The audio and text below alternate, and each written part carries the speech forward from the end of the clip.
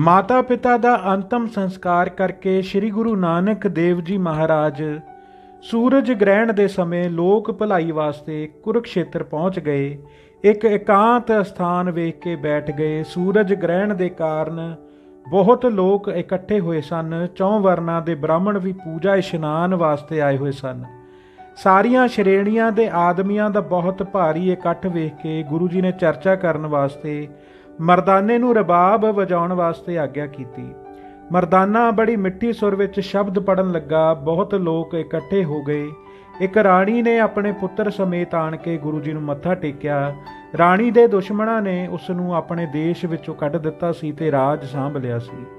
राणी दे पुत्र ने शिकार करके एक हिरन मारिया सी।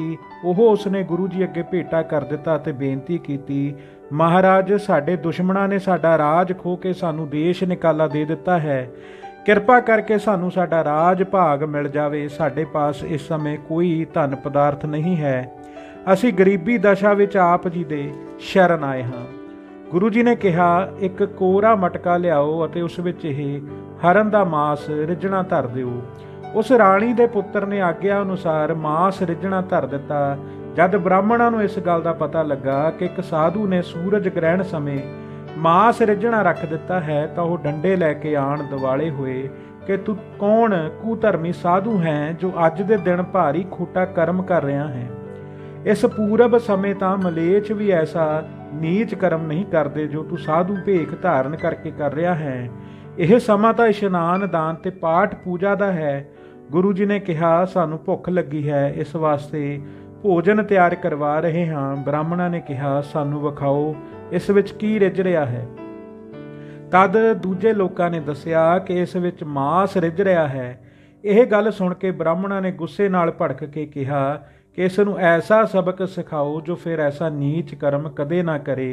गुरु जी ने कहा, जे तुहाडा विचार कुछ जोर नाल करन दा है तां कर लवो, पर जे तुसां साडे नाल धर्म जां अधर्म दी रीति अनुसार जो शास्त्रां ने लिखी है कुछ विचार करनी है तो विद्वान पंडित ते सन्यासी आदि साडे पास बैठ के कर लवो। ब्राह्मणों ने जद आप जी दे गंभीर शांतमई बचन सुने तो सारे मिल के आप जी दे पास बैठ गए। होर बहुत सारे लोग भी गलबात सुनन वास्ते पास बैठ गए। उन्हां विच एक दिग्विजय नानू पंडित सी जो सारे वेदां शास्त्रां दा ज्ञाता मन्निया होया सी। सारे ब्राह्मणों ने सलाह करके उसनूं गुरु जी नाल गलबात करन वास्ते नियत कीता। उसने पूछया, तुसां इस समय मांस क्यों चाढ़िया है? गुरु जी ने पूछया, पंडित जी तुसां मांस किस नूं कहंदे हो? क्योंकि ब्राह्मण दा धर्म वेद पढ़ना ते यज्ञ कराउणा लिखिया है। छतरी दा धर्म युद्ध करना ते मांस नाल यज्ञ करना है। सो असीं अपने छतरी धर्म अनुसार मांस दा यज्ञ कर रहे हाँ। तुसीं वेख के क्यों क्रोध कर रहे हो? नानू ने कहा, छतरी पास तां सदा शस्त्र हुंदा है, तुहाडा फकीरी भेख है। बिना शस्त्रधारी होण तो तुहानू छतरी किवें जाणीए? गुरु जी ने कहा, जो शस्त्र साडे पास हन उन्हां दे नाम सुनो। करतार दा नाम तिक्खी तलवार है। सत संगत दा साडे पास भारा धनुख है। सम दम इंद्रियां दा निरोध साडे पास तीर हन। इन्हां नाल असीं मृग रूपी मन नूं तत्काल ही मार लैंदे हां। ब्रह्म अगन विच इस दा होम करदे हां। आप जी दे बचन सुन के नानू पंडित ने कहा, तुसां तां प्रगट ही मिर्ग मार के रिझणा धरिया होया है अते सानू होर ही गल्लां करके दस रहे हो।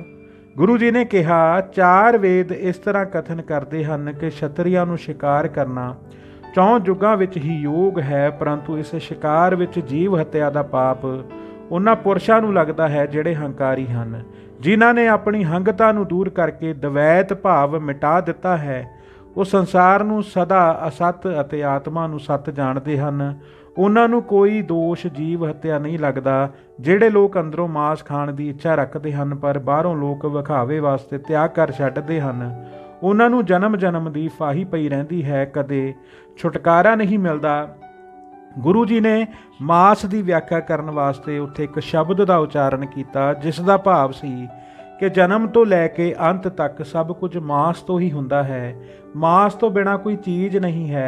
जिहड़ा सतगुरु नूं मिल के इस गल नूं समझ लैंदा है उसनूं सब कुछ ठीक जापदा है। अपने छुट्टण नाल छुटकारा नहीं हुंदा। गुरु दे बचनां नाल ही भरम दा नाश हुंदा है। ਆਪ ਜੀ ਦੇ ਇਹ ਬਚਨ ਸੁਣ ਕੇ ਸਭ ਪੰਡਤ ਆਦਿ ਵਿਦਵਾਨ ਚੁੱਪ ਹੋ ਗਏ। ਫਿਰ ਸੰਨਿਆਸੀਆਂ ਨੇ ਕਿਹਾ, ਹੇ ਨਾਨੂ ਪੰਡਤ, ਤੂੰ ਸਾਰਾ ਜਗਤ ਜਿੱਤਿਆ ਹੋਇਆ ਹੈ, ਇਸ ਫਕੀਰ ਨਾਲ ਚਰਚਾ ਕਿਉਂ ਨਹੀਂ ਕਰਦਾ? ਸਾਰਿਆਂ ਦੀ ਪ੍ਰੇਰਨਾ ਕਰਕੇ ਨਾਨੂ ਪੰਡਤ ਨੇ ਕਿਹਾ, ਹੇ ਫਕੀਰ, ਤੂੰ ਬੜਾ ਖੋਟਾ ਕਰਮ ਕੀਤਾ ਹੈ, ਜੋ ਸੂਰਜ ਗ੍ਰਹਿਣ ਦੇ ਸਮੇਂ ਮਾਸ ਰਿੱਝਣਾ ਧਰ ਕੇ ਇਸ ਨੂੰ ਧਰਮ ਆਖ ਰਿਹਾ ਹੈ। ਸ਼ਾਸਤਰ ਸਾਰੇ ਇਸ ਕਰਮ ਨੂੰ ਵਜਰ ਪਾਪ ਕਹਿੰਦੇ ਹਨ। ਤੇਰਾ ਕੀ ਸਿਧਾਂਤ ਹੈ? ਸਾਨੂੰ ਯੋਗ ਉੱਤਰ ਨਹੀਂ ਦੇਵੇਂਗਾ ਤਾਂ ਤੇਰਾ ਬੁਰਾ ਹਾਲ ਹੋਵੇਗਾ। ਦਾਨ ਇਸ਼ਨਾਨ ਦੇ ਸਮੇਂ ਮਾਸ ਰਿੰਨਣਾ ਉਚਿਤ ਨਹੀਂ ਹੈ। ਤਦ ਗੁਰੂ ਜੀ ਨੇ ਇੱਕ ਹੋਰ ਸ਼ਬਦ ਦਾ ਉਚਾਰਨ ਕੀਤਾ, ਜਿਸ ਦਾ ਅਰਥ ਸੀ ਕਿ ਮੂਰਖ ਲੋਕ ਮਾਸ ਕਰਕੇ ਝਗੜਦੇ ਹਨ, ਪਰ ਇਹ ਨਹੀਂ ਸਮਝਦੇ ਕਿ ਮਾਸ ਤੋਂ ਬਿਨਾਂ ਕੋਈ ਵਸਤੂ ਨਹੀਂ ਹੈ। ਪਾਣੀ ਤੋਂ ਹੀ ਸਭ ਖਾਣ ਵਾਲੇ ਪਦਾਰਥ ਪੈਦਾ ਹੁੰਦੇ ਹਨ ਤੇ ਪਾਣੀ ਹੀ ਮਾਸ ਦਾ ਮੂਲ ਹੈ, ਕਿਉਂਕਿ ਪਹਿਲਾ ਪਾਣੀ ਜਿਉ ਹੈ, ਜਿਤ ਹਰਿਆ ਸਭ ਕੋਏ। ਇਸ ਕਰਕੇ ਇਹ ਝਗੜਾ ਵਿਅਰਥ ਹੈ। ਪਾਣੀ ਤੋਂ ਉਤਪੰਨ ਹੋਣ ਵਾਲੇ ਸਭ ਰਸ ਤਿਆਗ ਦੇਣ ਨਾਲ ਹੀ ਇਹ ਕਿਹਾ ਜਾ ਸਕਦਾ ਹੈ ਕਿ ਅਸੀਂ ਮਾਸ ਨਹੀਂ ਖਾਂਦੇ। ਇਹ ਸਾਰੇ ਰਸ ਛੱਡ ਦੇਵੇ ਤਾਂ ਸੰਨਿਆਸੀ ਹੁੰਦਾ ਹੈ। ਨਾਨੂ ਅਤੇ ਹੋਰ ਪੰਡਤਾਂ ਨੇ ਜਦ ਗੁਰੂ ਜੀ ਦੇ ਇਹ ਬਚਨ ਸੁਣੇ ਤਾਂ ਸਾਰੇ ਚੁੱਪ ਕਰਕੇ ਨਿਰਉੱਤਰ ਹੋ ਗਏ। ਤਦ ਨਾਨੂ ਨੇ ਪੁੱਛਿਆ, ਮਹਾਰਾਜ, ਤੁਹਾਡਾ ਨਾਮ ਕੀ ਹੈ? ਗੁਰੂ ਜੀ ਨੇ ਦੱਸਿਆ, ਸਾਡਾ ਨਾਮ ਨਾਨਕ ਹੈ। ਤਾਂ ਨਾਨੂ ਨੇ ਸਾਰੇ ਪੰਡਤਾਂ ਨੂੰ ਆਖਿਆ ਕਿ ਭਵਿੱਖਤ ਪੁਰਾਣ ਵਿੱਚ ਜੋ ਗੁਰੂ ਨਾਨਕ ਅਵਤਾਰ ਹੋਣਾ ਲਿਖਿਆ ਹੈ, ਸੋ ਇਹ ਉਹੀ ਹਨ। ਅਸੀਂ ਇਹਨਾਂ ਸਾਹਮਣੇ ਕੋਈ ਗੱਲ ਨਹੀਂ ਕਰ ਸਕਦੇ। ਇਹ ਗੱਲ ਆ ਕੇ ਨਾਨੂ ਗੁਰੂ ਜੀ ਦੇ ਚਰਨਾਂ ਤੇ ਪੈ ਗਿਆ ਅਤੇ ਆਪਣੀ ਭੁੱਲ ਬਖਸ਼ਾਈ ਅਤੇ ਕਿਹਾ ਕਿ ਅੱਗੇ ਤੋਂ ਮੈਨੂੰ ਨਾਨੂ ਹੀ ਕਹਿਣਾ। ਤਦ ਸਾਰੇ ਪੰਡਤਾਂ ਨੇ ਗੁਰੂ ਜੀ ਨੂੰ ਨਮਸਕਾਰਾਂ ਕੀਤੀਆਂ ਤੇ ਆਪਣੀਆਂ ਭੁੱਲਾਂ ਬਖਸ਼ਾਈਆਂ ਅਤੇ ਬੇਨਤੀ ਕੀਤੀ ਕਿ ਮਹਾਪੁਰਸ਼ ਜਗਤ ਦੀ ਪੁਰਾਤਨ ਰੀਤੀ ਨੂੰ ਭੰਗ ਨਹੀਂ ਕਰਦੇ। ਇਸ ਵਾਸਤੇ ਪੂਰਬ ਦੇ ਦਿਨ ਵਿੱਚ ਮਾਸ ਨਹੀਂ ਖਾਣਾ ਚਾਹੀਦਾ। ਗੁਰੂ ਜੀ ਨੇ ਕਿਹਾ, ਅਸਾਂ ਤਾਂ ਦੇਗ ਵਿੱਚ ਖੀਰ ਧਰੀ ਹੈ, ਮਾਸ ਨਹੀਂ ਹੈ। ਹੁਣ ਸੂਰਜ ਗ੍ਰਹਿਣ ਹਟ ਗਿਆ ਹੈ, ਇਸ ਵਾਸਤੇ ਆਓ ਸਾਰੇ ਮਿਲ ਕੇ ਭੋਜਨ ਕਰੋ। ਗੁਰੂ ਜੀ ਨੇ ਆਪਣੇ ਪਾਸ ਪੰਗਤਾਂ ਲਵਾ ਕੇ ਸਭ ਨੂੰ ਖੀਰ ਵਰਤਾ ਕੇ ਛਕਾਈ। ਉਪਰੰਤ ਬਹੁਤ ਪੰਡਤਾਂ ਨੇ ਚਰਨ ਪੌਲ ਲੈ ਕੇ ਸਿੱਖੀ ਧਾਰਨ ਕਰ ਲਈ। ਗੁਰੂ ਜੀ ਨੇ ਉਹਨਾਂ ਨੂੰ ਕਿਹਾ, ਨਾਮ ਜਪੋ, ਵੰਡ ਛਕੋ ਅਤੇ ਗੁਰਬਾਣੀ ਦਾ ਅਭਿਆਸ ਕਰੋ, ਜਿਸ ਨਾਲ ਤੁਹਾਨੂੰ ਗਿਆਨ ਦਾ ਪ੍ਰਕਾਸ਼ ਹੋਵੇਗਾ ਤੇ ਅਗਿਆਨ ਅੰਧੇਰਾ ਦੂਰ ਹੋ ਜਾਏਗਾ। ਇਸ ਪ੍ਰਕਾਰ ਉਪਦੇਸ਼ ਲੈ ਕੇ ਸਭ ਆਪੋ ਆਪਣੇ ਟਿਕਾਣਿਆਂ ਨੂੰ ਚਲੇ ਗਏ। ਉਪਰੰਤ ਰਾਣੀ ਆਪਣੇ ਪੁੱਤਰ ਨੂੰ ਲੈ ਕੇ ਗੁਰੂ ਜੀ ਦੇ ਕੋਲ ਹਾਜ਼ਰ ਹੋਈ। ਗੁਰੂ ਜੀ ਨੇ ਕਿਹਾ, ਤੁਸੀਂ ਵੀ ਆਪਣੇ ਘਰ ਜਾਓ ਅਤੇ ਦੁਸ਼ਮਣਾਂ ਦੇ ਸਾਹਮਣੇ ਹੋ ਕੇ ਲੜਾਈ ਕਰੋ। ਤੁਹਾਡੀ ਜਿੱਤ ਹੋਵੇਗੀ, ਤੁਹਾਡਾ ਰਾਜ ਤੁਹਾਨੂੰ ਮਿਲ ਜਾਏਗਾ।